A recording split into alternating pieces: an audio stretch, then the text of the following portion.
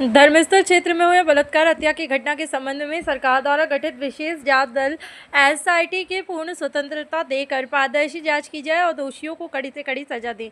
इस मांग को लेकर एच शिव रामेगौड़ा के कर्नाटक रक्षण वेदिके की और से जोरदार प्रदर्शन किया गया है। नगर के जिला अधिकारी कार्यालय के समक्ष जिला अध्यक्ष वसुराज धारमती के नेतृत्व में प्रदर्शन किया गया है। जिला अधिकारी के माध्यम से प्रधानमंत्री नरेंद्र मोदी को ज्ञापन सौंपा गया। इस अवसर पर जिले के विभिन्न तालुका से कार्यकर्ता बड़ी संख्या में शामिल हुए। प्रदर्शनकारियों ने नारेबाजी करते हुए सरकार से मांग की कि ऐसी जघन्य घटनाओं पर तुरंत कार्रवाई की जाए और पीड़ितों को न्याय भी दिया जाए।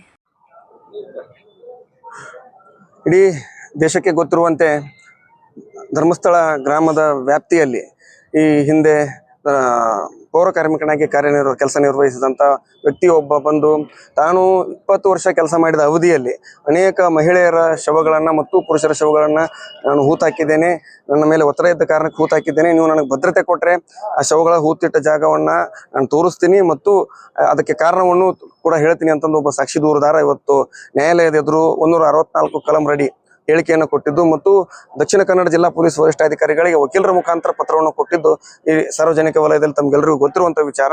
ಈ ಕುರಿತು ಪೊಲೀಸ್ ಇಲಾಖೆ ಆತ ಹೇಳಿಕೆಯನ್ನು ಕೊಟ್ಟು ಪತ್ರವನ್ನು ಕೊಟ್ಟು 1 ತಿಂಗಳು ಕಳೆದರೂ ಕೂಡ ಇಲ್ಲಿವರೆಗೂ ಒಂದೇ ಒಂದು ಶವವನ್ನು ಅಗೆದು ತೆಗೆಯುವಂಥ ಕೆಲಸವನ್ನು ಮಾಡದೇ ಇರೋದನ್ನು ನೋಡಿ ಪೊಲೀಸ್ ಇಲಾಖೆಯ ಮೇಲೆ ಸಂಶಯ ವ್ಯಕ್ತವಾದ ನಂತರ ಸಾರ್ವಜನಿಕರ ಆಕ್ರೋಶವನ್ನು ಕಂಡು ರಾಜ್ಯ ಸರ್ಕಾರ ಜನರ ಕಣ್ಣಿಗೆ ಮಣ್ಣೆರಚುವ ರೀತಿ ಮತ್ತು ಮೂಗಿಗೆ ತುಪ್ಪ ಸವರುವ ರೀತಿ ಯಾವುದೇ ಕಾನೂನಾತ್ಮಕ ಅಧಿಕಾರವಿಲ್ಲದಂಥ SITಯನ್ನು ರಚನೆ ಮಾಡಿ ಆ ಕಡೆ ಪ್ರಭಾವಿಗಳನ್ನು ರಕ್ಷಣೆ ಮಾಡೋದು, ಈ ಕಡೆ ಜನರಿಗೂ ಸಮಾಧಾನ ಮಾಡುವಂಥ ಪ್ರಯತ್ನ ರಾಜಕೀಯ ಜಾಣ್ಮೆಯನ್ನು ತೋರಿಸಿದ್ದು ಕರ್ನಾಟಕ ರಕ್ಷಣಾ ವೇದಿಕೆ ಅದನ್ನು ವಿರೋಧಿಸುತ್ತಾ ಮತ್ತು ಖಂಡಿಸುತ್ತಾ ರಾಜ್ಯ ಸರ್ಕಾರ ಸಂಪೂರ್ಣವಾಗಿ SITಗೆ ಸಂಪೂರ್ಣ ಅಧಿಕಾರವನ್ನು ಕೊಡಬೇಕು ಮತ್ತು ತನಿಖಾ ವರದಿಯನ್ನು ನ್ಯಾಯಾಲಯಕ್ಕೆ ಸಲ್ಲಿಸುವ ಅಧಿಕಾರವನ್ನು ಕೂಡ ರಾಜ್ಯ ಸರ್ಕಾರ ಕೊಡಬೇಕು।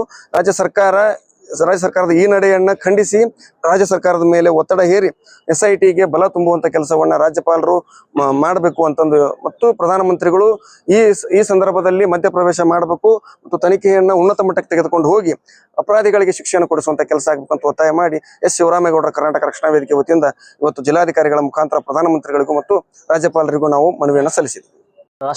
ರಾಷ್ಟ್ರ ಹಾಗೂ ರಾಜ್ಯ ರಾಜಕಾರಣದಲ್ಲಿ ಒಂದು ಕಲ್ಲಲು ಆಗಿರುವಂತಹ ಸೌಜನ್ಯನ ಒಂದು ಅತ್ಯಾಚಾರ ಹಾಗೂ ಕೊಲೆ ಕೇಸಿಗೆ ಒಂದು ಟ್ವಿಸ್ಟ್ ಸಿಗುವಂತ ಕೆಲಸ ರಾಜ್ಯ ಸರ್ಕಾರ ಮಾಡಬೇಕಾಗಿದೆ। ಯಾಕಂದ್ರೆ SIT ಒಂದು ರಚನೆ ಆಗಿದೆ, SIT ರಚನೆ ಆದ್ರೂ ಕೂಡ CBI ಈ ಕೇಸನ್ನು CBI ಕೊಟ್ರೆ ಒಂದು ಉನ್ನತ ಮಟ್ಟದ ತನಿಖೆ ಆಗುತ್ತದೆ ಅಂತ ಒಂದು ಸಾರ್ವಜನಿಕರಿಗೆ ಒಂದು ನಂಬಿಕೆ ಇದೆ।